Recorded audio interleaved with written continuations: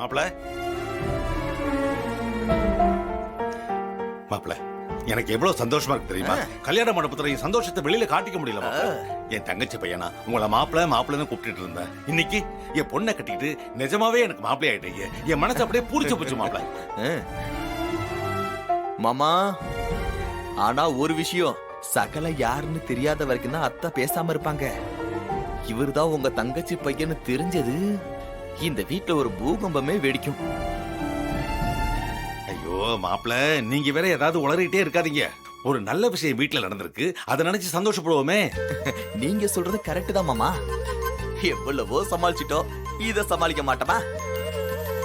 ஆனா ஒண்ணு மாமா, பேரம்பேத்தி கல்யாணம் நல்லபடியா நடக்கணும்னு நம்மளை விட பாட்டி தான் ரொம்ப குறியா இருந்தாங்க.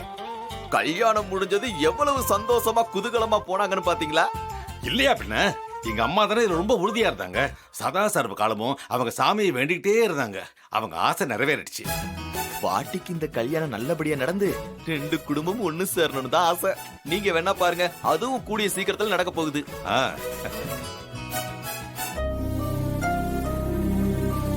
என்ன மாப்பிள, நாம இவ்வளவு சந்தோஷமா பேசிட்டு இருக்கோம், மாப்பிள எதையுமே காதுல வாங்காம நிக்கிறாரு. ஆமா மாமா, சகலைக்கு நாம பேசுறது எதுவுமே காதுல விழல.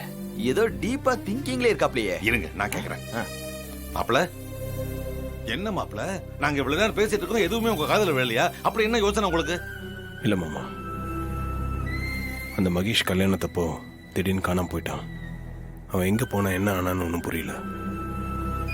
ஆட, இப்ப எதுக்கு தேவையில்லாம அந்த ஒழுக்கங்கட்ட ராஸ்கலை பத்தி பேசிக்கிட்டு? அவன் நம்ம ரேவதிக்கு துரோகம் பண்ண பார்த்தவன். அவனுக்கு இந்த தண்டனை தேவைதான். அவன் எக்கடாவது கட்டி எங்கேயாவது போறான், நமக்கு என்ன வந்துச்சு? ஆமா மாப்பிள, போனவன் அப்படியே தொலைஞ்சிட்டு போறான்னு விடாம அவனை பத்தி எதுக்காக யோசிக்கிறீங்க? இல்ல மாமா, அந்த மகேஷ் எப்படியாவது கண்டுபிடிச்சு ரேவதி முன்னாடி நிறுத்தணும், எல்லாம் உண்மையை சொல்ல வைக்கணும். அப்பதான் என் மேல எந்த தப்பும் இல்லைன்னு அவளுக்கு புரியும். நான் என்னமோ இதெல்லாம் பிளான் பண்ணி அவளுக்கு துரோகம் பண்ணதான் நினைக்கிறான். அவளோட தப்பான ஒப்பீனியனை நம்ம எப்படியாவது மாத்தணும் மாமா. ஏப்பா, இதுக்காகலாமா நம்ம அவனை தேடி போய் கண்டுபிடிக்கிறது? இதெல்லாம் நமக்கு தேவையா? இதெல்லாம் நமக்கு தேவையில்லப்பா.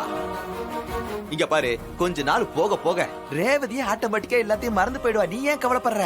சமாதானம் ஆயிடுவாப்பா, கவலைப்படாத. மாப்பிள, இப்பதான் ஒரு விஷயமே எனக்கு ஞாபகத்துக்கு வருது. என்ன விஷயம் மாமா? நீங்க ஈஸ்வரி கிட்ட மகேஷ் மாயை பத்தி சொன்ன போது அவன் நம்பலாம்னு சொன்னீங்கல்ல? ஆமா. ஆனா நான் போய் அவகிட்ட பேசினப்போ அவ ஒரு விஷயத்த சொன்னா. என்ன சொன்னாங்க? மகேஷ் மாப்பிள கிடையாது, நீதான் சொன்னா.